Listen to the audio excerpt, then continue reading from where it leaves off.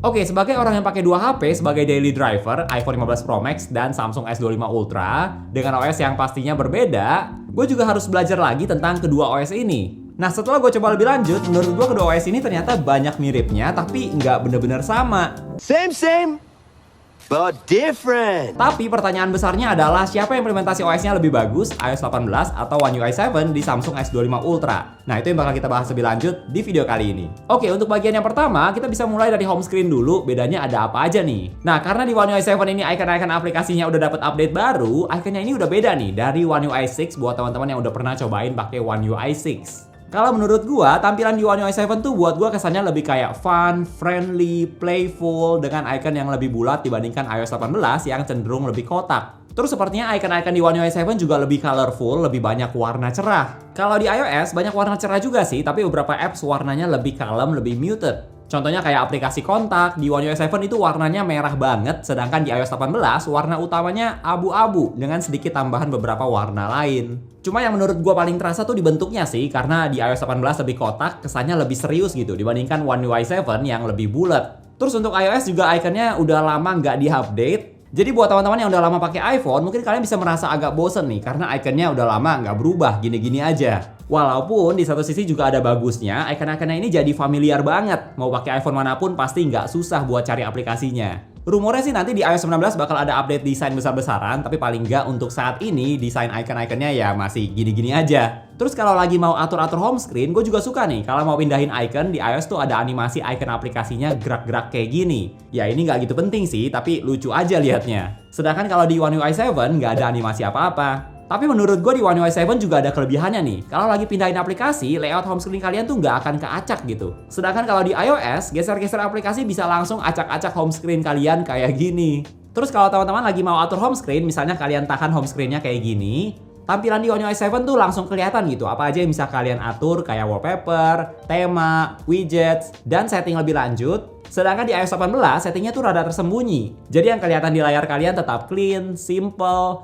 Kalau mau atur apa bisa klik icon ini buat atur halaman, atau bisa juga klik edit buat taruh widgets, edit halaman. Termasuk tampilan customize ini juga menurut gue lebih bagus karena desain UI-nya lebih menarik, bisa atur ukuran icon, redupin wallpaper, light mode, dark mode. Tampilannya lebih enak dilihat gitu. Sedangkan di One UI 7, tampilan pengaturannya ya kayak tampilan biasa. Oh ya, ngomong-ngomong soal light mode, dark mode, menurut gue nih tampilannya lebih bagus di iOS 18 ya. Karena di iOS 18, teman-teman gak cuma bisa pakai fitur light mode, dark mode aja, tapi kalian juga bisa bikin tampilan aplikasinya mode dark kayak gini. Jadi semua background iconnya warna hitam, mau itu aplikasi bawaan iOS atau aplikasi third party juga sama.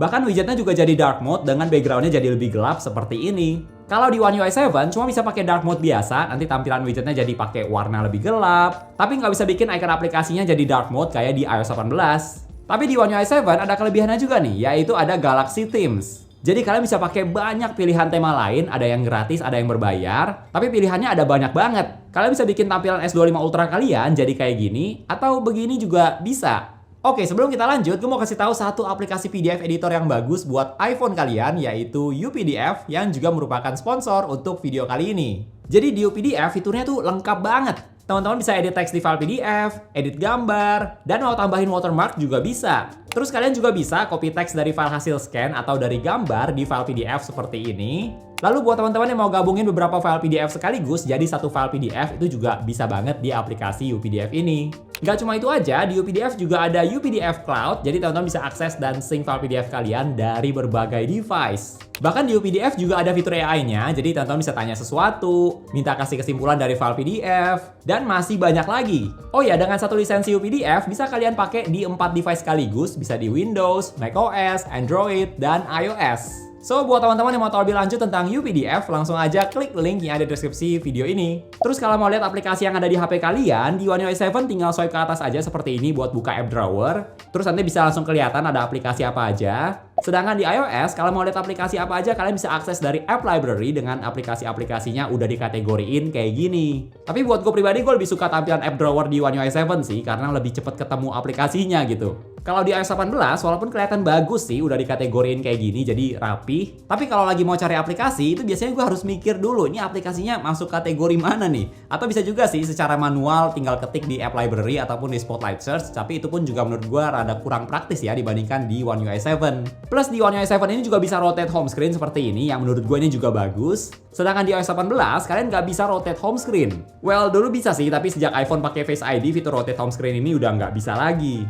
Terus masih di bagian home screen, ini selera aja, tapi menurut gue tampilan widgets di iOS 18 masih lebih bagus dibandingkan widgets yang ada di One UI 7. Contohnya kayak widget baterai ini nih, yang layoutnya rada mirip. Menurut gue tampilannya di iOS 18 masih lebih bagus, kelihatan simple tapi enak dilihat gitu. Terus widget lainnya kayak aplikasi jam juga menurut gue masih lebih bagus di iOS 18. Oke, next kita lanjut ke bagian lock screen. Kalau di bagian ini banyak miripnya nih. Pertama ada Now Bar. Fitur ini mirip sama fitur live activities yang ada di iOS. Jadi nanti kalau lagi nonton atau denger lagu, pakai timer, stopwatch, dan sebagainya, kalian bisa lihat progresnya dari lock screen seperti ini.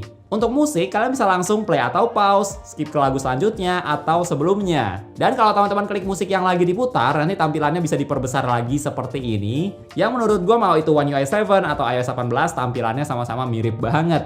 Nah, buat teman-teman yang suka atur-atur layout di lock screen, gue harus kasih poin ke iOS. Karena kalian bisa save beberapa layout lock screen seperti ini. Kalian bisa atur kalau wallpapernya apa, nanti fontnya mau kayak gimana, terus pakai widget apa, dan ini bisa kalian simpan, jadi kalau mau ganti layout lock screen, teman-teman nggak harus edit lagi satu persatu. Sedangkan di One UI 7, sepertinya nggak bisa simpan layout lock screen kayak di iOS ya, atau mungkin gue belum ketemu caranya, tapi dari yang gue coba, sepertinya cuma bisa atur satu lock screen aja. Kalau dari layout lock screen-nya juga kurang lebih mirip satu sama lain, tapi di iOS ada ekstra satu baris lagi di atas jam yang bisa kalian pakai buat taruh widget seperti ini. Nah, kalau kalian klik di bagian jam, well tampilannya sangat-sangat mirip, baik di One UI 7 ataupun di iOS 18. Kalian sama-sama bisa atur jenis font, ketebalan font, warnanya juga bisa diatur. Tapi ada sedikit bedanya, kalau di iOS 18, teman-teman bisa atur pakai sistem angka dari bahasa mana. Sedangkan di One UI 7, teman-teman bisa atur style dari tulisan jam di lock screen kalian. Ada beberapa opsi yang berbeda-beda, jadi bisa kalian ganti-ganti biar nggak bosen. Sedangkan di iOS, layoutnya udah fix kayak gini. Paling cuma bisa atur jenis font, ketebalan, atau warna fontnya aja. Oh ya, untuk di bagian lock screen di iOS 18 juga ada efek depth seperti ini di wallpaper yang objeknya kena tulisan jam. Jadi nanti objeknya bakal ada di atas tulisannya. Yang menurut gue ini cukup menarik. Sedangkan di One UI 7 nggak ada efek depth seperti ini. Next kita lanjut lagi ke bagian notification center dan control center dari kedua OS ini. Nah, kalau di iOS 18, buat keluarin notification center caranya tinggal swipe ke bawah dari pojok kiri atas. Dan buat buka control center, tinggal swipe aja ke bawah dari pojok kanan atas seperti ini. Di One UI 7 caranya juga sama, tinggal swipe aja dari pojok kiri atas buat notification center, dan swipe dari pojok kanan atas buat control center. Tapi menurut gue di One UI 7 pengaturannya bisa lebih jauh lagi. Jadi kalau lagi buka notification center, terus mau buka control center, teman-teman nggak harus tutup dulu notification centernya, tapi bisa langsung swipe ke kiri seperti ini. Atau bisa juga kalau kalian nyalain setting together yang ini, nanti tinggal swipe aja ke bawah dari area atas layar home screen buat buka notification center, dan swipe sekali lagi buat buka control center. Jadi nggak harus dari sisi kiri atau kanan. Sedangkan di iOS, kalian nggak bisa pakai sistem swipe seperti di One UI 7, tapi harus manual. Kalau mau buka control center, berarti kalian harus tutup dulu notification centernya, baru abis itu buka control center. Terus untuk tampilan notification center pas lagi lock screen, kedua OS ini cara bukanya kebalikan nih. Kalau di iOS, kalian tinggal swipe dari bawah ke atas dari bagian layar mana aja pas lagi lock screen. Sedangkan di One UI 7, cara bukanya swipe dari atas ke bawah pas lagi lock screen. Salah satu hal yang gue suka dari One UI 7 adalah tampilan notifikasinya ada status bar seperti ini. Yang kadang bisa juga kasih lihat hasil pertandingan sepak bola yang menurut gue ini cukup menarik.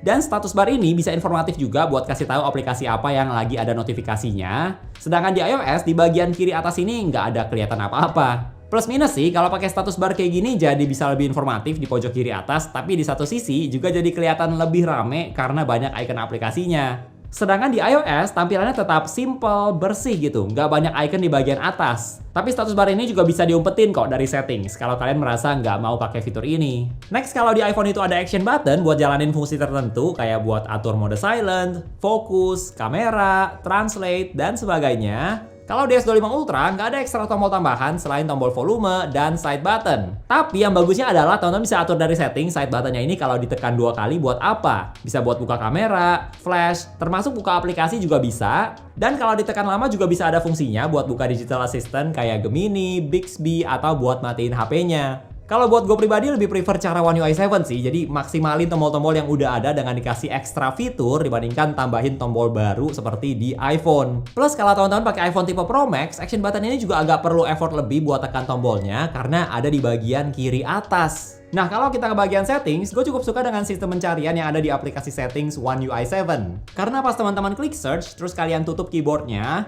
nanti settingnya tuh udah dikategoriin berdasarkan topik-topik kayak gini. Jadi kalau kalian klik yang personalization, nanti isinya setting yang berhubungan sama personalization, atau baterai, nanti juga isinya setting yang berkaitan dengan baterai. Terus yang gue suka juga adalah kalian gak harus pakai keywords nama settingnya kalau bingung namanya apa, tapi bisa pakai kata-kata sehari-hari seperti ini. Yang kalau dari pengalaman gue, fitur ini membantu banget. Apalagi karena nama-nama setting yang ada di iOS 18 dan juga One UI 7 ini bisa berbeda, jadi dengan adanya fitur ini gue tetap bisa ketemu settingnya dengan lebih gampang di One UI 7. Kalau di iOS, sistem search-nya itu nggak sebagus di One UI 7, karena kalian cuma dikasih beberapa suggestions mau buka setting apa, dan untuk search-nya pun harus pakai keywords nama settingnya, jadi nggak bisa cuma pakai bahasa sehari-hari kayak di One UI 7. Next, untuk fitur-fitur yang berhubungan sama AI, ini juga menurut gue salah satu aspek di mana Galaxy AI lebih unggul dibandingkan Apple Intelligence. Jujur aja nggak semua fitur AI yang ada di One UI 7 atau Apple Intelligence itu sering gue pakai sih. Tapi ada beberapa fitur yang menurut gue Galaxy AI di S25 Ultra ini udah lebih canggih dibandingkan Apple Intelligence. Pertama adalah cara jawab Gemini yang lebih terdengar kayak lagi ngobrol sama orang dibandingkan Siri di iOS. Menurut gue Siri itu masih terasa kayak ngobrol sama robot gitu. Tapi kalau Gemini tuh kayak ada orang yang lagi ngomong langsung. Apalagi fitur Gemini yang live ini lebih seru lagi menurut gue.